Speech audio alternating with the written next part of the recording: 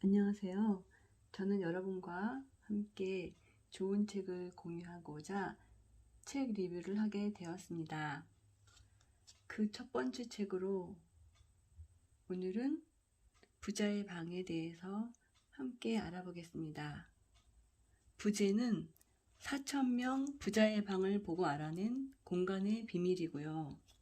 다산 북스에서 만들었습니다. 지은이는 야노 케이조신데요. 이분은 건축 컨설팅 회사에 들어가서 행복한 집짓기 연구회를 창설하고 현재는 주식회사 가와모토 건축사무소의 대표이사를 맡고 있으며 건축에 대한 풍부한 식견과 고급스러운 디자인 감각 덕분에 지금도 일본 최고의 부자들이 그에게 집 설계를 의뢰하려고 줄을 서고 있다고 합니다.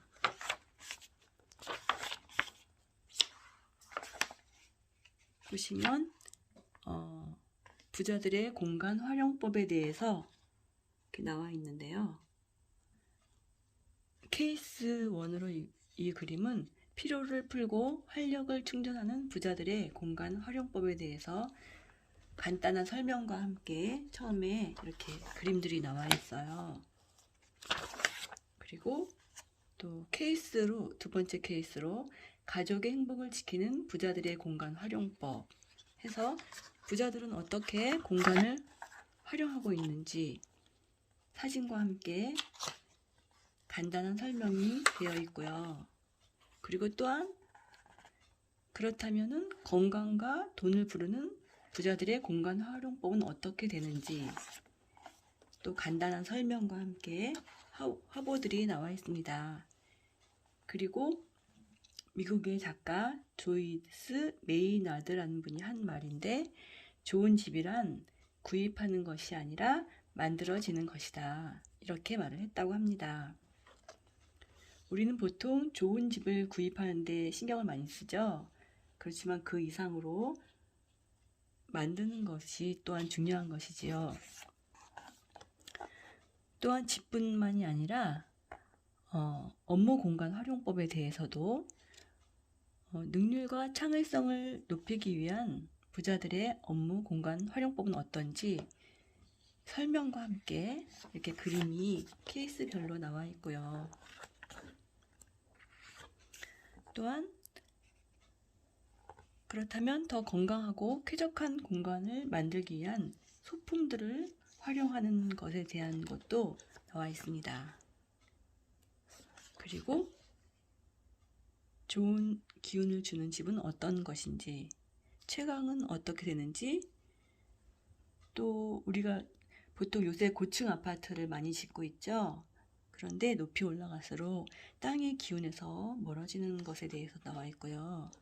또 마음이 불안하면 집도 불안해진다. 그런 것에 대해서 나와 있고요. 공간 활용을 제대로 활용하면 운명이 바뀐다. 또한 집을 통해 꿈을 이루는 부자들의 마음가짐은 어떠한 것인가? 마음가짐이 또한 중요함을 알 수가 있고요. 또 네 번째 장에서는 부자들이 실천하는 17가지 주거 습관에 대해서도 나와 있습니다. 5장에서는 지금 바로 시작하는 생활 속 공간 활용법, 6장에서는 공간이 주는 혜택으로 성공에 가까워져라 해서 그런 집 활용법에 대해서 나와 있습니다. 들어가는 말에서는 왜 집안 공간에 그렇게 신경을 써야 하는 것인지 설명들이 나와 있고요. 일을 하기에 앞서서 환경을 점검하라. 또한 우리가 집안을 바꾸면은 단순히 깨끗해지는 것뿐이 아니라 인생이 바뀐다는 것에 대해서 그 원인과 활용법에 대해서 나와 있습니다.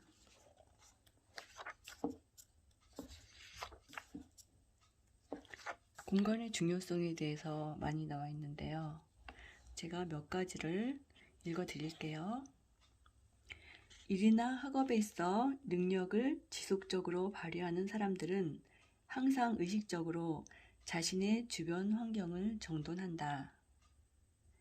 내가 가장 마음 편한 상태를 만들기 위해 집안 배치를 설계하고 가족이 모두 행복하게 꿈을 이루어 나갈 수 있는 공간을 마련한다. 외부 환경이 나에게 미치는 영향이 얼마나 큰지를 잘 알고 그것을 제대로 활용하면 인생이 바뀐다고 굳게 믿기 때문이다. 또 환경이라는 그릇이 변하면 그 안에 담긴 나 자신도 저절로 변하기 마련이다. 무턱대고 노력만 퍼붓기보다는 환경이 나를 돕도록 정돈하고 관리하는 게 훨씬 더 기분 좋고 자연스러운 자기 개발이 아닐까 이렇게 나와 있습니다. 우리의 몸과 영혼은 사는 곳에 따라 민감하게 반응한다. 그리고 영혼이 바뀌면 곧 운명도 바뀌는 법이다. 그러므로 우리가 거주하는 곳은 그냥 단순히 거주하는 곳 이상의 큰 의미를 가지고 있습니다. 또 채광에 대한 이야기가 있는데요. 이 공간의 생명력은 조명과 채광에 달려있다고 해도 과언이 아니다. 채광이 사람의 건강을 좌우하는 것에 대한 이야기도 나와 있습니다.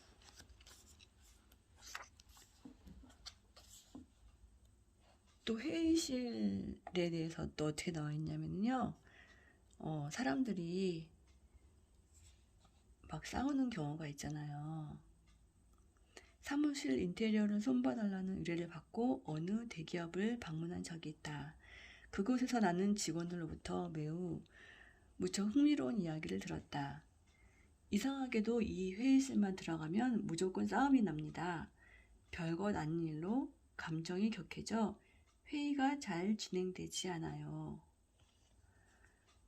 대단하지도 않은 일상적인 보고를 할 때조차도 이 회의실만 들어가면 어느새 서로를 비방하고 있다는 것입니다. 그런데 반대로 이곳에서 미팅을 하면 언제나 온화한 분위기가 형성되어 일이 잘 풀린다는 회의실도 있다고 합니다. 싸움이 자주 일어나는 회의실도 마찬가지다. 그곳에만 들어가면 기분이 안 좋다는 기억이 축적되어 별것 아닌 일에도 민감하게 반응하게 된다. 만약 그런 공간이 있다면 새로 이름을 붙여주어 기억을 환기시키거나 잡다하게 늘어져 있는 가구나 소품, 서류 등을 정리해 좋은 기운이 흐르도록 공간을 터주어야 한다. 이런 식으로 공간에 대한 자세한 이야기가 되어 있습니다.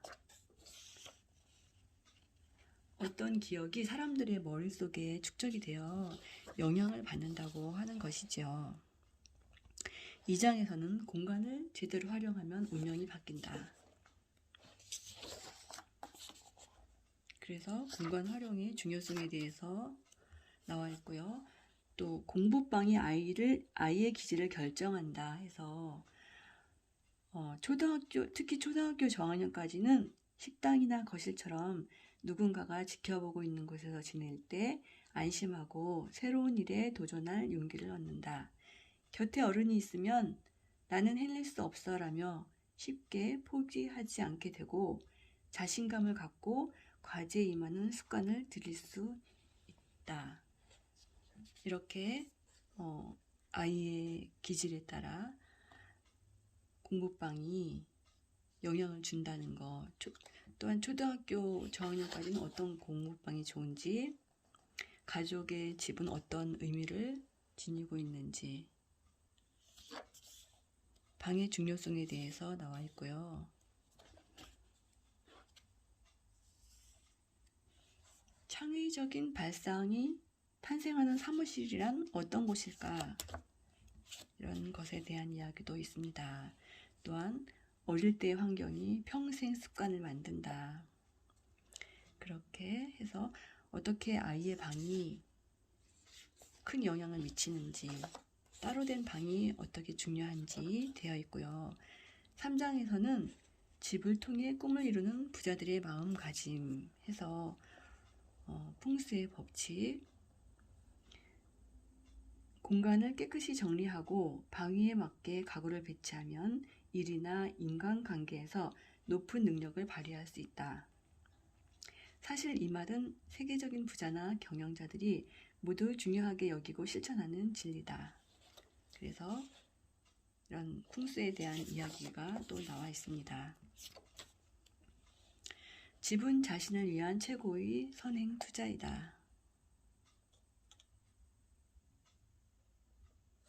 그래서 다양한 사례를 통해 장소에 투자한다는 것에 대한 의미에 대해서 나와 있고요.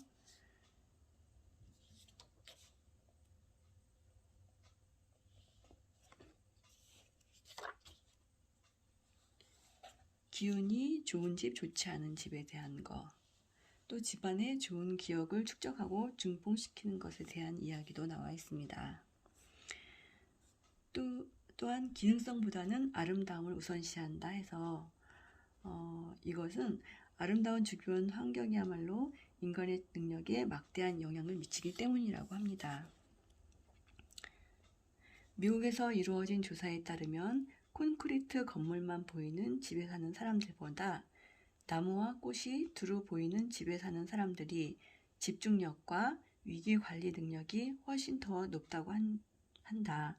뿐만 아니라 아름다운 집들이 늘어서 있거나 녹음이 우거진 지역에 사는 사람들의 행복도가 더 높다는 조사 결과도 있다. 그래서 주거 환경에서 으뜸으로 쳐야 할 가치는 바로 쾌적성이라고 합니다.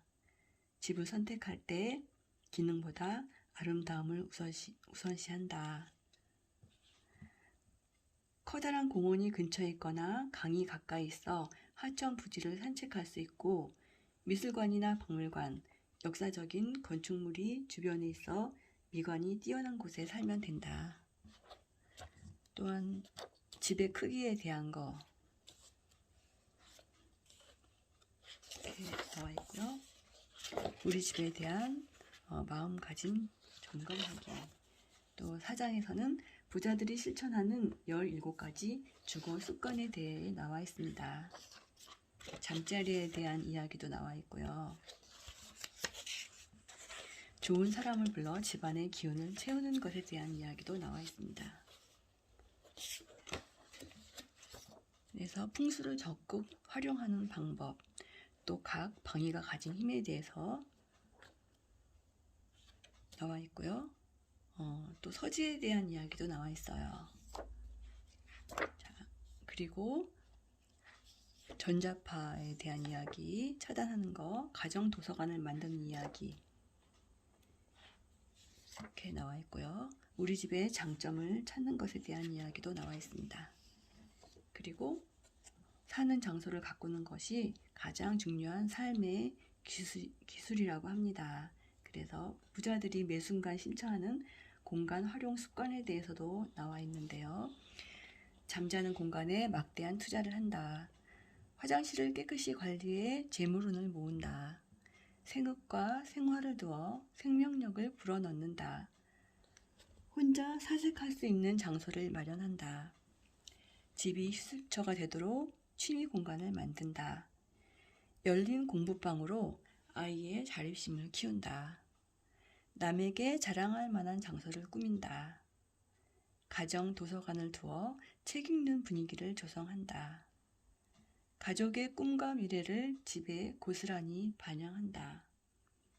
집안에 흐르는 지자기를 체크한다. 기능성보다 아름다움을 우선시한다. 중요한 미팅 때에는 기둥 옆을 피해 앉는다. 이렇게 되어 있습니다. 부자 4,000명의 방을 직접 설계하고 지은 1급 건축사가 밝히는 공간의 비밀. 왜 성공한 부자들은 집안 공간에 신경을 쓰는가? 오늘은 부자의 방에 대한 이야기였습니다. 여러분도 여러분의 방을 점검해 보시고 부자의 방으로 재탄생할 수 있는 계기가 되기를 바랍니다. 자세한 것은 이 책을 직접 읽어보시는 게 좋겠죠? 그럼 여러분 오늘도 행복한 하루 되세요. 다음에 또 좋은 책으로 뵐게요.